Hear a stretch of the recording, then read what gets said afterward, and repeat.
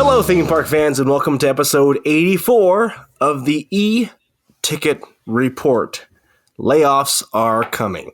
All right, we're going to jump right into it. You don't need us to run down exactly what happened and what the big news is, but Bob Iger is back at Disney. Bob Chapek is gone. I don't think any of us saw this coming in this timing, right? No. The writing was on the wall. The writing was on the wall. Not this timing, though, right? Not like this. Not like this. What before the? What was it? Before the markets on a? It was a Monday night, wasn't it? So before Sunday. Oh, it's Sunday. So yeah. So before the Monday markets, like that. Yeah, but they've had they still met expectations. They've had other earning calls where they've met expectations or fell below them. Well, I don't know. I don't think I meant to share the article with you guys, but I don't think I did. But one of the articles that I read was pretty sort of damning. It was basically saying, well, it just doesn't seem. This was an investor heavy article. It wasn't any kind of mainstream, the usual stuff that we've been reading all these articles now about. And it was like the management just don't seem to be listening to anybody's concerns or anything. It was pretty damning in terms of his management.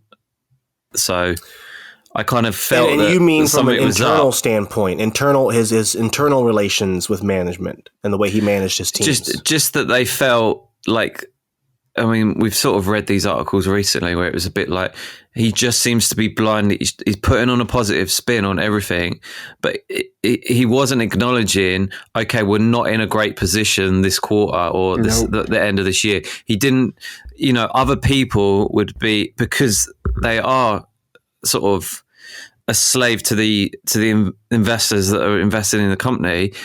When things aren't great, they generally try to acknowledge and go, look, we've not had a great quarter, or we've not had this, or it's not what we're expecting, but this is what we expect to do to make it better. He was just like, no, it's okay. It's okay. Oh, we're down. That's all right. It's okay. There was no plan. And as you know, Chris, I think we talked about it on Twitter this week, but the general sort of trend from the investment community at the moment is that they're not prepared to blindly go into these situations like Netflix were for a very, very long time, where they were just throwing money at content, not really having any idea where they were going with that content, and just hoping that throwing that amount of money at the content would stick in the form of a successful streaming business.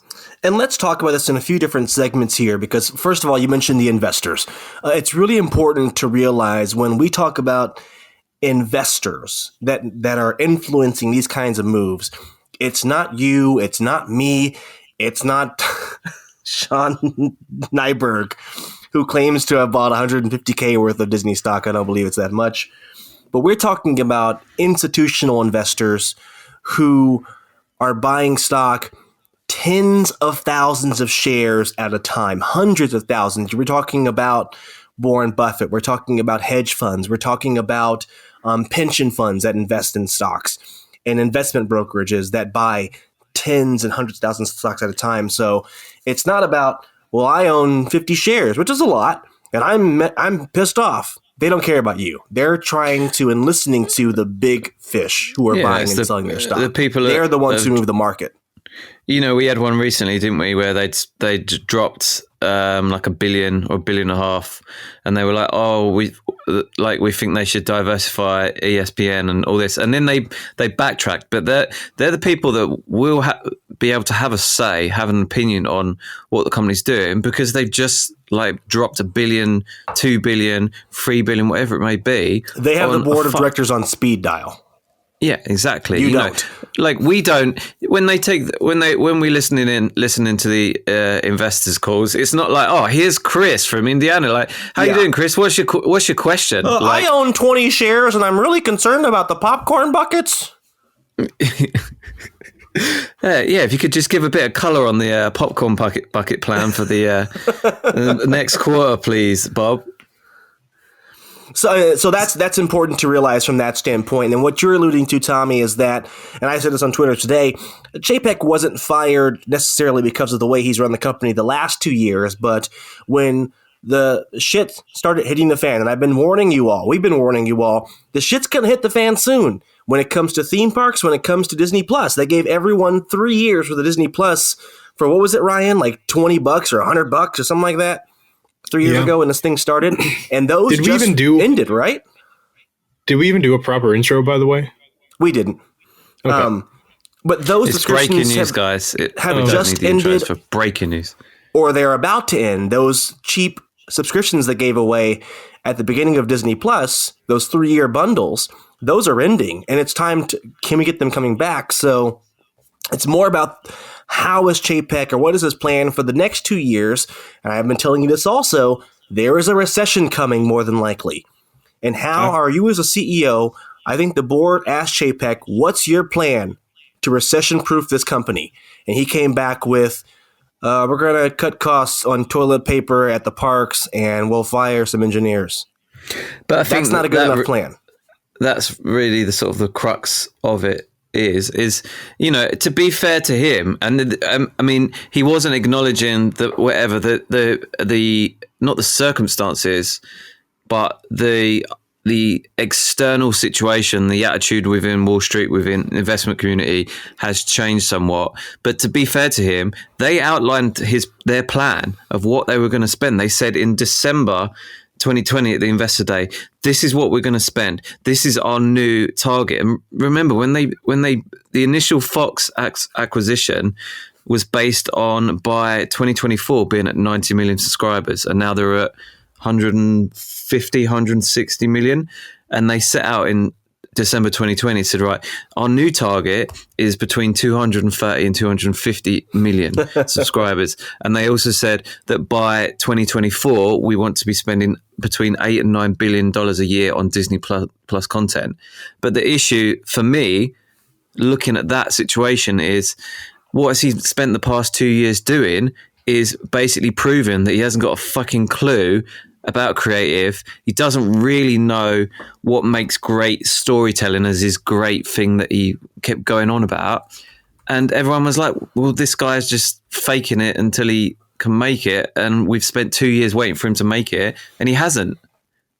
And so, a lot of that growth for those subscription numbers were supposed to come off the back of their deal in India with Hotstar, and that, for whatever reason, has not fully come to life, or it's missing expectations. So when we talk about the subscriber growth, a lot of that was expected from outside the country, outside the U.S.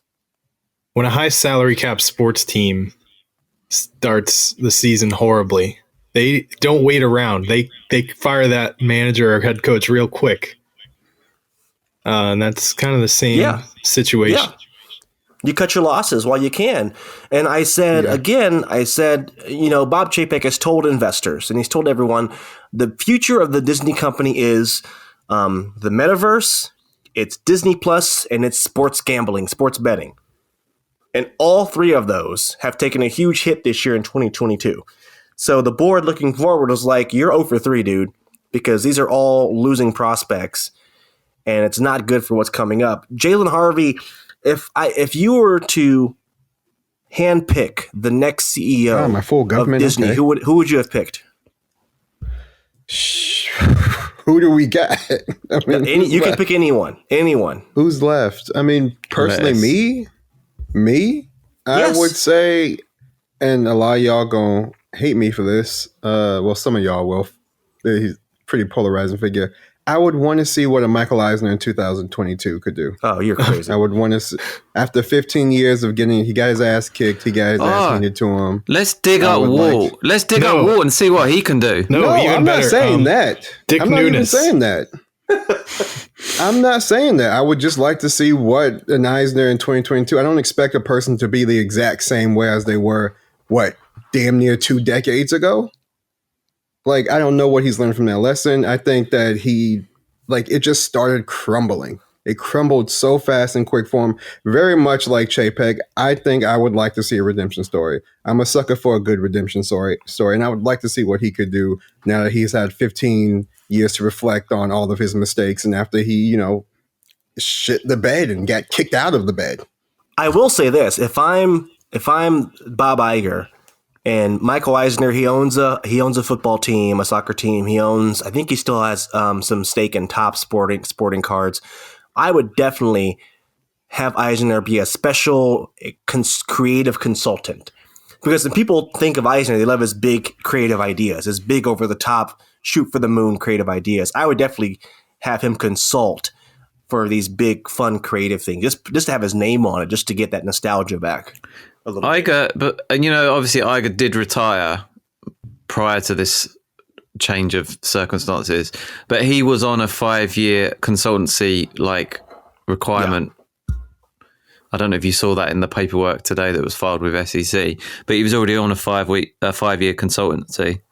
I wonder whether there's other people like Rodian, etc., that have maybe got those contracts where, they've got a certain amount of time, not necessarily they're ringing up asking them for help consultancy, but that they can't do that type of theme park work with anyone else for a set amount of time.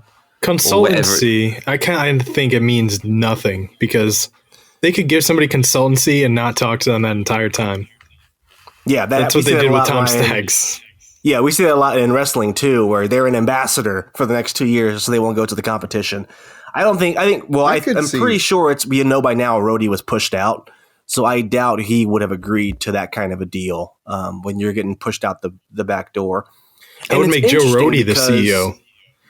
It's interesting because Rhodey was given the option to say, "Hey, Joe, just say you're retiring or moving on," but Chapek, they were like, "He's fired. We fired him." They wanted to send a clear message to investors and to Wall Street. He's not retiring or spending time with us. We fired his ass. We got rid of him. Yeah. What was the rationale behind that then? If that's you're saying that's what went down. So what was the thinking behind that? Because you want to send a solid message to investors that we know we made a mistake and we are going to drastically change our plans. Yep. We know he's not good enough for the job, and everything he told you last week that we're going to do, that ain't happening no more. You're sending a clear message that everything you didn't like about him is out the door, including Kareem they're Daniels. Going to completely restructure. This was a weird 2 years that they are going to bury up under the ground. This is what concerns me when people go, "Oh, well, let's bring back Eisner." Eisner had the strategic planning group. He basically had what Chapek did, where he set up that thing with Kareem Daniels, where he was he had full control of the purse strings for the whole division of DMed, and everything was being run through his office and his little empire and his little hierarchy. That's exactly what Eisner did.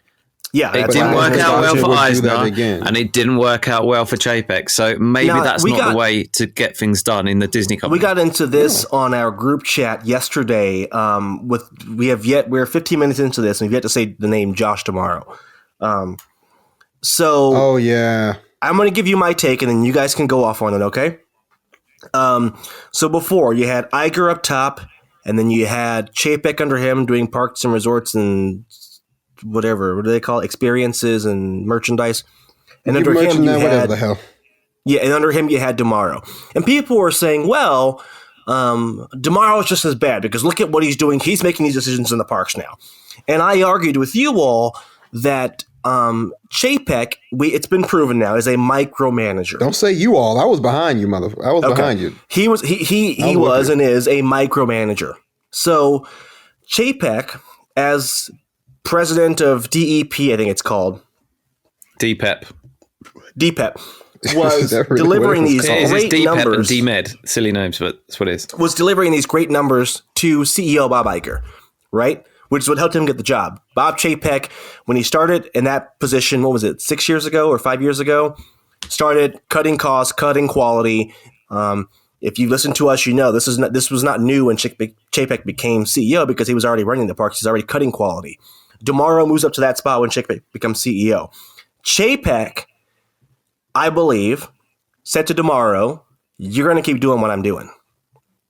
And there was some argument that, well, no, DeMauro was the one making decisions and Chapek doesn't have a say. Chapek handed over his blueprints to DeMauro when it comes to parks and resorts and said, keep doing this, and I expect this much return, this much profit, and I expect this much cut in expenses each year. So I But, know it's cool now to like say, oh, it's tomorrow's fault. Blame tomorrow. I think, and I could be wrong. I've worked in corporate America for a long time now. Tomorrow is just saying, look, I was told to do this, and I'm gonna do it because I'm not losing my job to make Twitter happy. I could easily see Iger giving tomorrow even higher expectations to, so he doesn't meet them and give him a reason to fire tomorrow.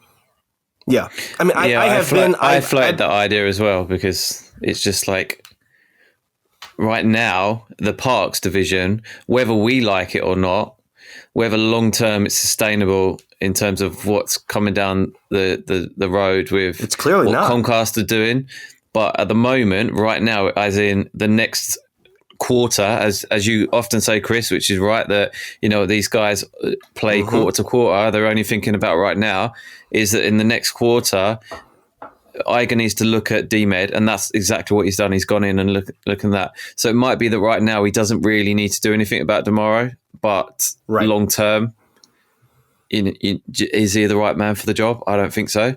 I think at best, he was complicit with everything that Chapek wanted to do, and he was just a yes man. He's saying, yeah, if that's what you want me to do, I'll do that. And he's did it. What pisses me off? That's okay to be that kind of corporate person. Yeah, that's okay to be that kind of person. I'm not denying that. But what I'm saying is the picture that he portrayed, that he was very much for the people, prior to the pandemic, he was all like taking selfies with CMs and all this shit in the park and like being everyone's best friend and how he's for everyone. And then Chapek said, right, cut WDI by a third. He did. Cut your staff that you got within the first whiff of trouble in the pandemic. Yep, that's fine. I'll do that. That's no problem. Yet still paints this. He's an everyman. He's for everybody. He's everybody's friend. That's just good communications. That's all. That's just good PR. That's just good. That's just good people relations. He's not. Oh, I cut staff. I better go live in a dark castle and hide in the corners and on top shave of that, my head. He's smart for doing that. I mean, he's playing the game. I was hanging out with some folks over at Disneyland on my last trip. And they were telling me that man stood there for 3 days straight and let CMs cuss him out, yell at him, basically tear him down over what he just did. I don't think somebody who's going to do that. I don't think we barely saw Chapek in the parks because he ran away from somebody who heckled him. Yeah, the park VPs would definitely never do that. The park VPs are the biggest problem, in my opinion. Not even that, but they just let him. He literally just sat in Disneyland in downtown Disney and let CMs come up to him and basically throw Rotten Tomatoes on him. Yeah, like I do definitely think that there is a leash around his neck, and nobody wants to acknowledge that when there's a new owner holding that leash, then the dog can do something different. Right. So maybe let's let this man cook for the next 5 years. As someone who has run entire departments in large companies, multi-million-dollar companies, at the beginning of each fiscal year. So what happens before the fiscal year ends is you sit down with your team and come up with a budget. Then you go to the finance team and they cut your budget or do this, and they say, here's what management wants from your department. Here are your targets to hit. And it's not do it or don't. It's do it. Here are your projections, your revenue projections. You lose. Right. And if you are behind on those, cut costs to make those projections. That's just business 101. On top of that, especially when Chapek, who's done it before, when Chapek says, I was able to do it, so you better be able to do it. Yep. And here's how I did it. And if you can't do it, we're going to get somebody else who can. Yeah, there's always going to be somebody else to replace that man. If he charged him with those things, then he's done it better than Chapek did, obviously. Yeah. Yeah. He raised per caps, but at what cost? And we've been saying for a while, certainly on this show, but generally, people in our community have been saying for a while, okay, right, this is okay for right now, but how does this play out in the next 18, months, 2 years? How does it play out when Epic Universe happens? And we've all been saying for a while, this is possibly a death of 1,000 paper cuts. And I always raise it up, and I've probably talked about it on the show several times. It's exactly what Eisner did, where he came in to the company in 1984, and in that space between 1984 and 1994, he raised the prices, and then between 1990 and 1994, he lost $5 million guests Yeah. going to Yeah. Disney World. That's not And an accident. That's not some freakish. You can't go, oh, it's because of this. That was by choice. And we've been saying for and a while. I hate to be a simp for Tomorrow or just for it to come across like it, but for all we know, Tomorrow could have been on the border going, guys, Epic is opening in 3 years. Here's Zootopia. Here's Encanto Land. And Bob Chapek looked at it and went, that's cute. We're not doing that. Sit down. So you never know what battles are being fought behind closed doors. And then again, I told you guys this earlier, when those doors open and you go to the public, it's everyone's on the same team. We're all going to smile. We're all going to pretend like this is our plan and we came up with it together. But for all you know, behind closed doors, Tomorrow could be pulling his hair out, hair on fire. Guys, Epic is coming. What is our plan? And Chapek just goes, nothing. Sit back and raise the prices. Chill. Or it could be the opposite. That's definitely one possibility, but obviously the other possibility is that it was just, we're getting into it's politics, isn't it? It's corporate politics in the sense of that, certainly not so much in your American political system, but certainly in like this country, like when you've got a party that's in government, there is the free line whip and everyone has to follow it. So you don't get these like mansions and these cinema like rebels that are just like doing whatever the fuck they want. Pretty much, a corporate level, everyone's doing what they should from a political point of view. And this, well, apparently the Tories are manhandling people when they were going into division at the doors. So. Yeah, exactly. So, but my point is, we don't know, because we're not privy to that behind the scenes, whether Tomorrow's just as complicit with that administration and that choice of management, or whether he was, like you said, arguing the case, look, guys, we need to do something. We don't know. But at the end of the day, we're going to find out, aren't we? In the next coming weeks. I hope so. I really hope. I jokingly like on this. Scott Walker put it together for me. Jokingly put that thing of who's going to last longer, the lettuce or Josh Tomorrow. So we'll see. But let's talk about how the CFO Christine, what's her name, is the one who started this ball rolling. According to that's a bad motherfucker. And let's keep in mind how good Bob Iger is at getting his story, his version of the story, in front of the media. Let's never forget how good Iger is. And this is something Chapek could never master from day one. Iger, even when he wasn't the CEO, was still getting his side of the story out front. Yep. So it could have been Iger was like, hey, isn't Chapek doing a bad job? Don't you wish you had me back? Hey, Christine, you should probably start this ball rolling. Or it could have been Christine on her own. The CFO was like, hey, I'm going to start this ball rolling, but you never know how Iger can manipulate. But, as I said, I really wish I could dig out that article. I'll try and find it. But essentially, the article was saying it was they. It wasn't, it's Bob Chapek. It was the two people that mostly primarily spoke on that call is her and him. So obviously she listened. She like I'm reading an article, there's more generalized commentary, but we know that those kind of conversations would be having in person with her or, through friends of friends or whatever it may be. Look, so Christine, look, this is what everyone's thinking. They don't think you're listening. You need to get out ahead of this. And if you read some of the articles that have come out in the past couple of days, is that actually Chapek was getting ready to throw her under the bus. Yeah.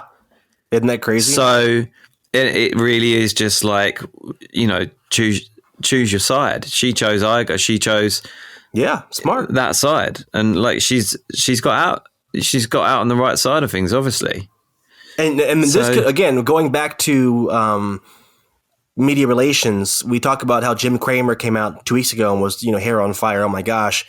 That could have been a phone call from Bob Iger whispering in his ear, or somebody, or anyone possibly whispering in his ear going, oh, I'm hearing this and this could happen. Perception becomes reality. And I work in comms. All you have to do is whisper it to enough people, and before you know it, it's the truth. It'll pick up. Yeah, I haven't gotten around to reading every single article about. There's quite a few now. If you can piece it all together, then you've got in at least maybe their version of a story, but the more fuller picture.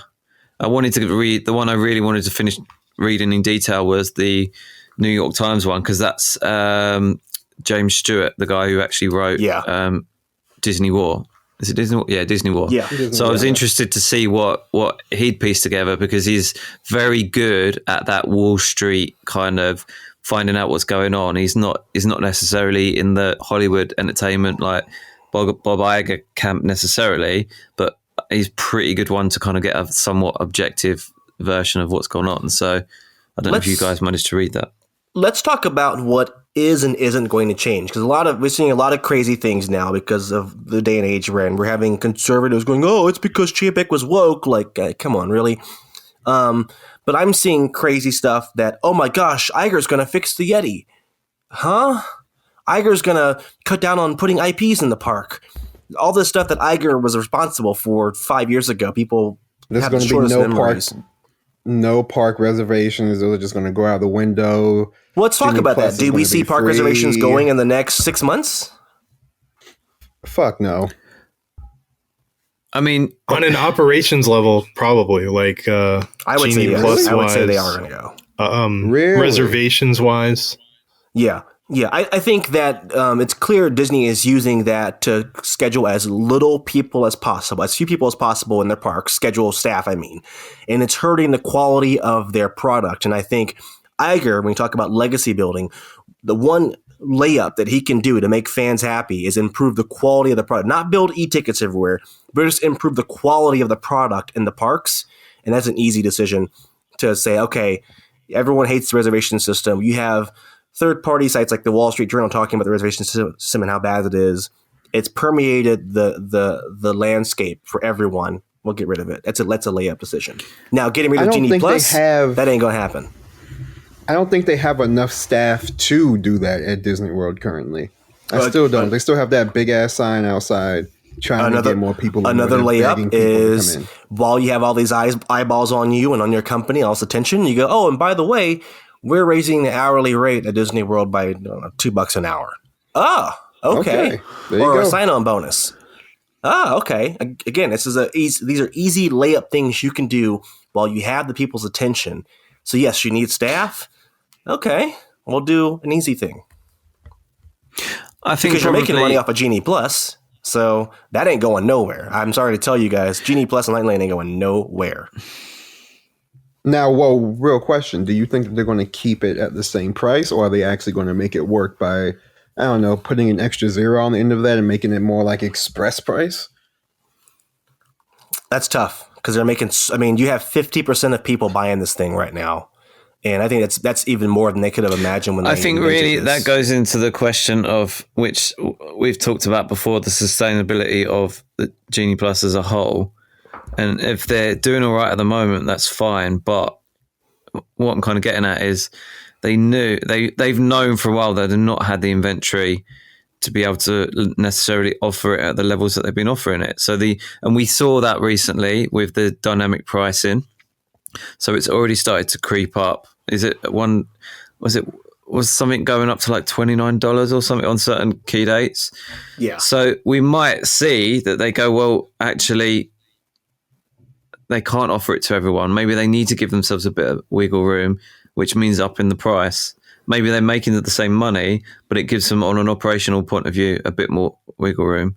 But I think he probably will look at the whole situation and go, well, there's nothing I can do about it now. There's nothing I can do about it in the next 2, 3, 4 years. But long term, we do need to set the wheels in motion for long-term growth. Don't forget, we had Comcast on there. The Parks Department is not the most hair on fire thing right now. No, absolutely. And that's what I'm saying, where I say, well, he's got a bit of time to wait. But you've got Comcast saying in their earnings call, not flexing in a way where people, in our community, people seem to think it's like there's this like sort of dick measuring going on between Universal and Disney. But what actually happens is like the last earnings call, they were flexing to investors to kind of say, look, we're clearly good at this. We clearly made the right decision. They basically said, look, our decision to spend money during the pandemic on CapEx, on building stuff, building Velocicoaster, building this, building that, has paid off now. We're seeing the dividends from our decision to spend that money then, when a lot of people were basically telling us that's a bad idea. Like this pandemic's really bad. It's a bad idea. So they're flexing in that way. And surely Iger understands the value of, their plan actually did work. So right. is there a possibility that he has got to rethink it? You know, this is the man that dropped $2 billion on Galaxy's Edge, and yeah, we've criticized it, etc., but people are still going to Galaxy's Edge. It's not like it didn't flop. So the man knows that when you do spend a bit of money, and it will mean dropping extra money on capex, but actually in the long term that will, add to the growth of the business. And at least he appreciates that expansion equals growth. Nobody's going to Star Cruiser though. Oh gosh. Well, should I bring that up? 30% discount for DVC members. Certain dates, discount. Of course, but 30% off for DVC members. Star Cruiser. I was chatting to my friend Ads about this on Twitter earlier, and I said, to be honest though, I know people are kind of expecting it to fail, but when I did the math on it, and like even at 50% occupancy, like the revenue is like $45 million a year. So it's not costing them that much to run. So it's ticking over. I think dropping these discounts will fill up some of them slightly dead cruises where they need to fill it up, but I'm not sure there's the business case for getting rid of it. Like, I don't see the point of it, but I don't think it's proven that it's a failure. I think it's probably a moderate success. I don't think we'll necessarily see a full rollout around the world on all the parks. I think Chapek definitely probably would have done that, but I don't think Iger's necessarily got the appetite for that. It's astonishing. I want to touch on, because I know we're up against it on time, because we all have to be out of here at a certain time today. If you were to walk up to the average person on the street and ask them, how much do you think Disney paid for Marvel and Star Wars and Fox? Not a single person would guess that Disney paid 10 times more for Fox than they did for Marvel or for Star Wars, because how little they're able to use the Fox, they are using the Fox library or the Fox asset.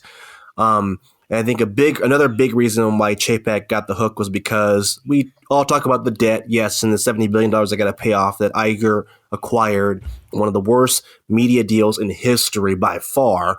But Chapek did not have, and again, talking about his lack of creativity, his lack of being able to think outside the box, he had no plans for that Fox library outside of, we're making Avatar 2, and that's got to make $2 billion to break even. Just to break even.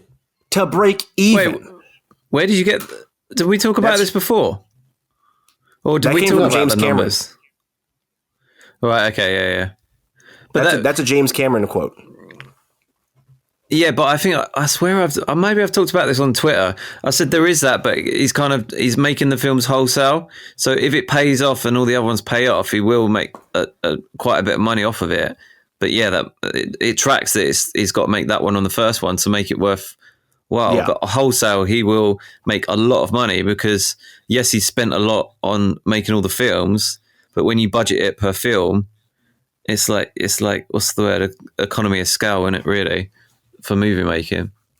Back to how Disney is unable to use. What I was going to say to you guys was it is like chalk and cheese though, because the product that we've got in the UK and other parts of Europe, where there's a lot of the Fox library on there, a hell of a lot, and you guys just you're not seeing all of that because they're so caught up with the whole family friendly image, which is just dumb. Toss it out the window. You just spent like so much money on this. Screw the image. Just put it on. It's insane because utilize it. Like the parental controls. It's probably the best. It's probably the best parental controls going. Yeah. You can. I don't know whether it's even the same in the US, but you can basically curate for 4-year-olds, for like 7-year-olds, for 10-year-olds. It's pretty hardcore how like detailed you can go, and then you've got to put in, if you need to, you can put password protect on anything that's R-rated or over 16. That's a huge problem I have. They're still going soft with Marvel, like even after acquiring Deadpool and Wolverine from having successful rated R releases, 3 of them, they still won't go all in on a rated R Marvel property. Even for Daredevil, I'm sure that'll be toned down heavily. Sick of it. I think that's more of a if it ain't broke, don't fix it. They're making a ton of money off these movies. So let's not try and reinvent the wheel. They're going to keep and that the same, I believe. Yeah, I Squeeze mean, the golden you're goose still too going to hard. have you're going to have that. Like you're going to have Deadpool. That can be a riskier one, and there's a lot of quite risky stuff on Star. What we've got over here, like some of the Fox stuff, FX stuff, all that, it's pretty risky. It's pretty adult stuff on there. Like you just got to find it, but you're not finding it, guys, because they've not funny put that because catalog on. We just bought a new TV at the house, my first ever smart TV I can press a button and have Netflix and YouTube and Hulu.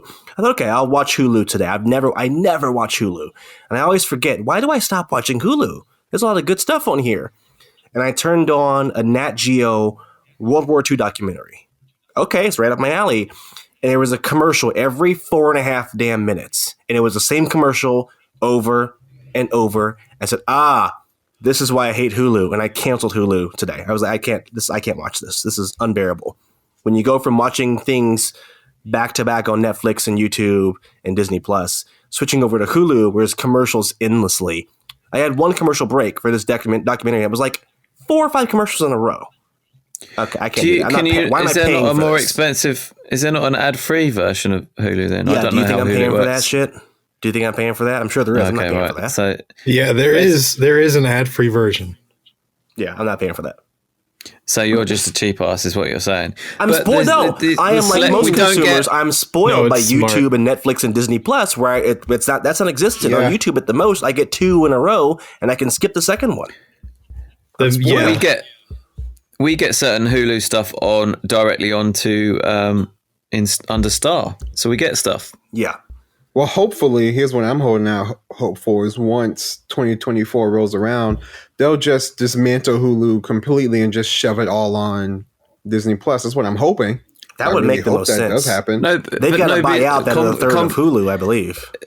Comcast Hell, I would is, even put in ESPN Plus on there too. Fuck it, just put it all on one.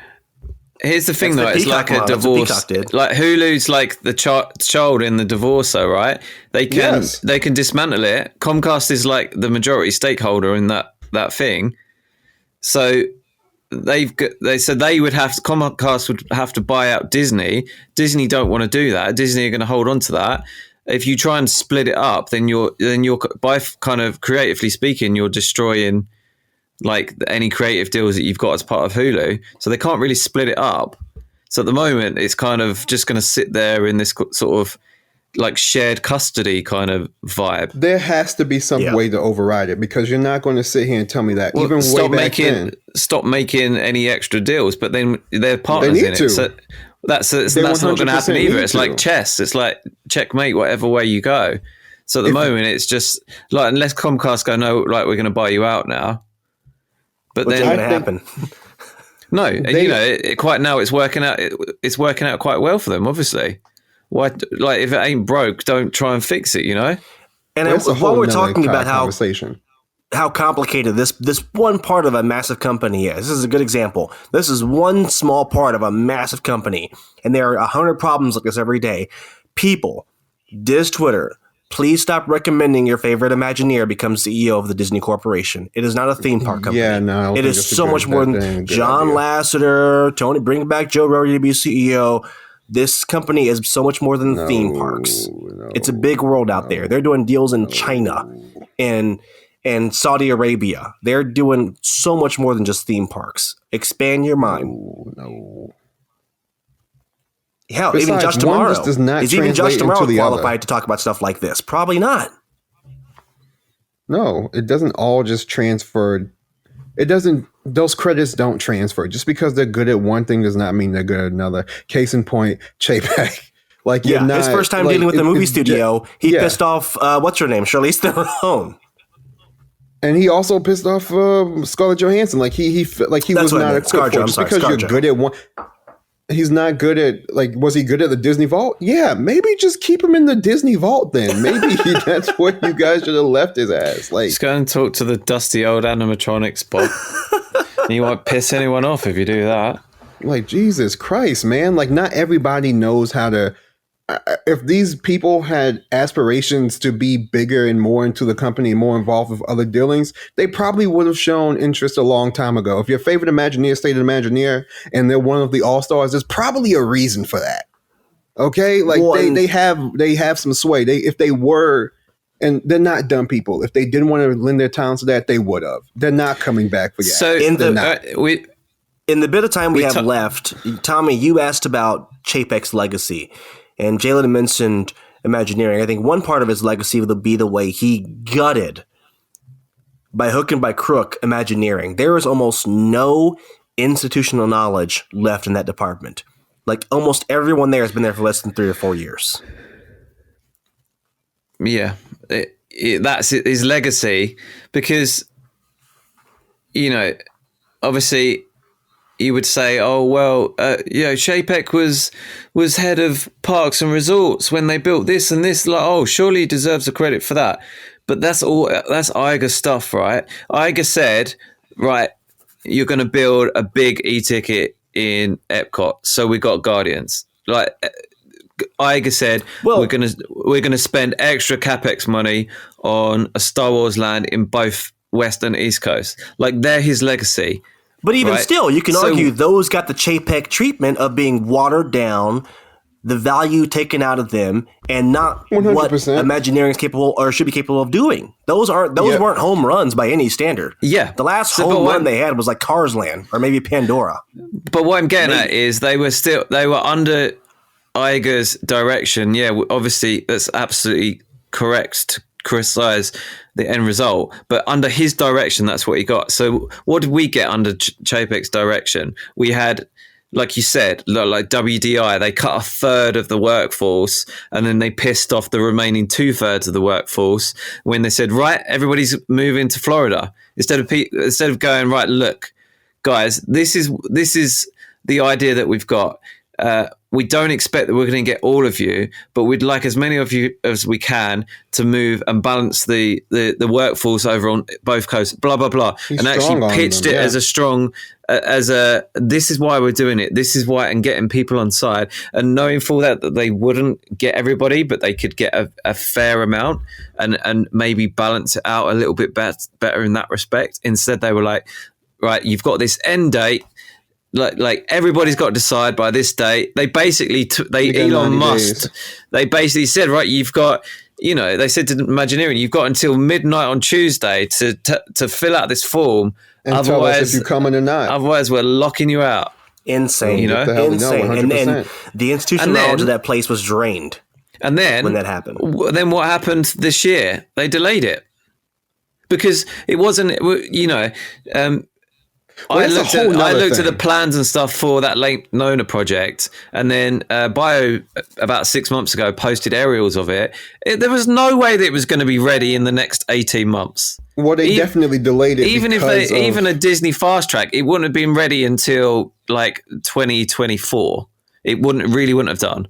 And they were like, "Oh right, we're going to be moving straight away." It wasn't. It's not. You know, it makes Jalen, sense. what do you to have think? Jalen, what do you think Chapek's legacy will be? Good or bad?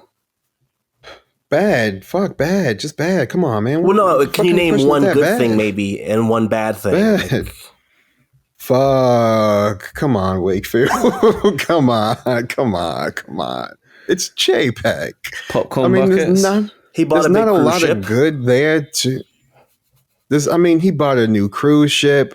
I don't know. There's a lot of bad that overshadows the good. The one thing I will say, He got like a TK Maxx deal though, didn't he? Or what do you call it, TJ Maxx? Yeah. He feels- just found it in the a 9,000 person cruise ship. Wicked, that bargain. it feels like every time he does something good, he completely undercuts it, and he goes back to shitting the bed, like the whole "don't say gay" thing. I'm like, oh, he finally spoke up about it, but then he couldn't, he didn't have enough backbone to go up against DeSantis, really. So it's just everything that he does, it just seems like he's not built for it. And honestly, to be real with you, Chapek was just bitch made. He does not have the dog in him. I'm sorry, he got the puppy in him. I He think does not have it. He just does not have it. sort of taking the don't say gay thing is, I feel that probably Iger would have fought fire with fire, knowing full well, like sort of in hindsight, obviously it's made absolutely zero difference to the bottom line. Like this, or like you said, Chris, all these people are like, oh, it just proves woke. Like Disney is like, after Nope. the earnings call where they were like, well, Disney Disney are broke because they're woke, blah blah blah, and all this shit. And it was like, well, actually, it made no difference to their bottom line. There was a big deal made of the Reedy Creek Improvement District being destroyed, and and then Len and that made that show where they was like, here's the 5 reasons why Disney are absolutely safe and legal thing, to the point where didn't Disney do some internal review because they thought that people had leaked to Len and Jim when actually it was just they were just bang on the money. So there was Iger wouldn't have let it go everything that was far. perfectly Iger safe. would have nipped it in the bud before we even knew about it. When it comes to Don't Say Gay, Yeah. Iger would have worked behind the scenes, had his people do their thing, and it wouldn't even been an issue. Not to like jump on Iger's, but that's how he works. That's how he operates. But but I do believe that his people would have come. I think his people would have come back to him and said, "Look, we're fucked either way. So if I was you, I would get ahead of this." And like you said, like Iger's very good at telling the story, and he should have come out. He would have come out swinging. He wouldn't have been like a pussy, like having to sort of like do damage control with his CMs and do damage control and just gone. You know what, Ron, bring it on. Bring it on, Ron. Like we're the biggest employer in the country or in the state or wherever. You fight us, then go ahead and fight us. But it's your voters that you're damaging. What is Chapek's legacy, Tommy? In 15 years, when you look back at this, I remember Chapek for what? Well, let's be real. I don't think your legacy really does start until after you leave and see what we have to do if you fall out. I think we need to see what happens. But right now, I think immediately his legacy is just trash. He pissed off everybody, like simultaneously pissed off everybody. That's a hard thing to do. The hardcore fans and the casual fans. You pissed off everybody. I'm not even just saying that. Like, you pissed off fans. Both of you pissed off pixie dusters, for Christ's sake. And they'll lick your shit and tell you that it's ice cream. Well, there was one who didn't piss off. There's one who loves him. Yeah. Oh, well, he's just a fucking dumbass shill. I don't believe in 10, 15 years time we'll remember all this. Like, I'm not saying it's petty because it's not, but in the grand scheme of things, it's not the stuff that we're all going to remember. It's relatively petty. We probably won't remember half of this stuff, but I think we'll be talking about Chapek in the same way that we talk. I can't even remember the guy's name. Who was the guy that was in charge of the company? Ron Miller. Basically around the time when they were building Epcot, and he just fucked it. But like Card Walker? No, Ron Miller. Not Ron Miller, the other guy. Card Walker. So I think we'll be talking about Bob Chapek in the same way because there's a reason why they got Eisner and Wells in as the double act. Like we'll be talking about it in that respect, that it's like there was a good chance, and you know why they moved so quickly with what they did with Iger. There was a good chance that the stock would have gone to shit, and we would have had another Greenmail situation going on. 100% it was a possibility, or at least they saw it that way. To wrap it up, Ryan, do you see Iger greenlighting any e-tickets for the parks? Or possibly a fifth gate? Do you see a fifth gate coming? I keep seeing this also in a time of 8% inflation. No fifth gate, but possibly a few rides. But what about the idea that Iger could just sell Disney to Apple? Oh, stop. Oh, God. Whoa, no, boy. Oh, boy. Oh, God. It is. I think it's crazy, but it is important to remember and to look. If you look at Apple's balance sheet, they are sitting on a ton of cash. Like, I can't even fathom the number in my head right now. It is. Look at Apple's balance sheet. They have a ton of like $215 billion. I think that's what money, just not investments, not locked up. That is liquid cash. No debt. Yeah, that's sitting really pretty on the bird seat. Creating microchips. There is that, but let's also be honest about the reason that the investment community in Wall Street weren't happy with what Disney were doing is not because Disney are broke. Their balance sheet isn't that bad. It was the non-sustainability of decisions that Chapek was making with spending. It was the sustained potential losses. So Iger will come in. Carries more debt than Disney does. They've got more debt than Disney. Comcast does. It does, but the way that operates is that it sets out a plan and says, right, yeah, with this we're doing this, and with this we're doing this, and this we're doing this, and we're investing in our theme parks, and it's paying off, and we're now every quarter, like, it's not just Disney that are reporting record earnings on the theme parks. Comcast have been for a while, NBC, Universal, like every single quarter in the past year has been record per cap, record this, record that. But I just want this to be a lesson to those of you who have a career and want to move up in the company. It's funny because I'm actually doing this every year the week of Thanksgiving. I sit down for the company I work for, my clients, and I plot out for my department for what I do and as a creative director. Here are my plans for your company for 2023. Here's my strategy. Going in, and I lay out my ads, I lay out timing, I lay out budgets, and I think outside the box, and I have it ready to move into the new year. Have a plan. Chapek did not have a solid plan. A cost-cutting task force is not a plan. If you want to move up, if you want to impress your boss without being asked to do it, here is my strategic plan for the next year. Here are some out-of-the-box creative solutions to the problems that we had this year. Here's how I'm going to fix them next year. And Chapek couldn't do that. You can do it. And thankfully, Iger's come in and gone, well, that it's structurally wrong. Kareem Daniels, you're out. See you later. That's like, I don't like this structure that you've built that's constricting creativity.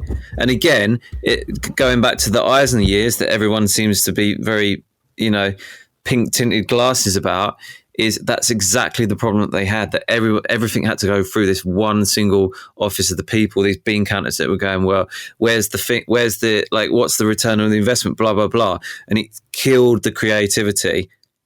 So Iger's come in and gone, right, that's going. We're getting rid of that. Maybe he'll come in and go, like I said, they committed by 2024 to be spending $8 to $9 billion a year on content.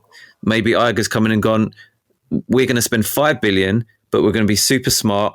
We're going to get the right shows. We're going to try and find the right writers. We're going to find the stuff that lands. And he's going to do some of the stuff that Ovitz was very good back in the day that Eisner didn't give him credit for, like schmoozing and working Hollywood types in the way that gets the best out of them and gets the best deals like that.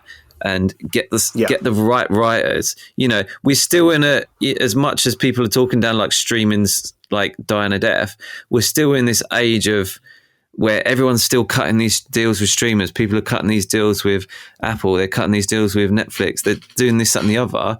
And I imagine it's a bit of a dog eat dog of trying to get people to sign up to your streamer and get deals cut. So.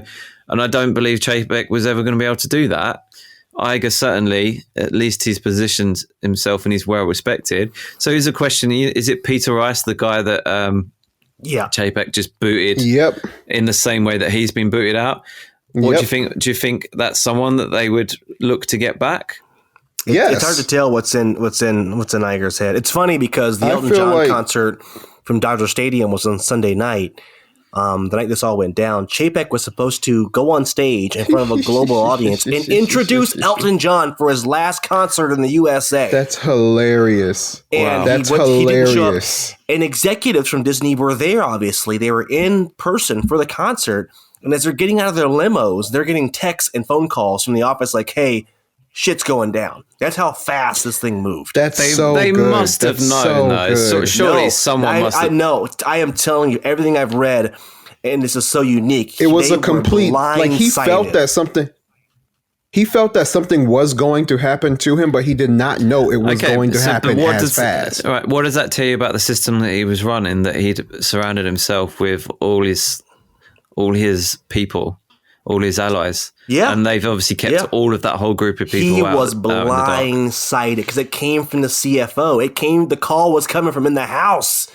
That's the crazy part. And I want to see this in a movie dramatized like The Crown. He was at home and was like getting ready and like, hey, before you put that tie on, I need you to sit down for a second. They didn't even tell him to sit down. They just told him. They told him to get your. He hit him. They hit him with the Angela Bassett and waiting to exhale. Get your shit and get out. Yeah. Get your shit and get out. All right. Get out. We're up against it. Any closing thoughts? Oh my God. I just want to say, I already said it on Park Stop. I want to say it on here.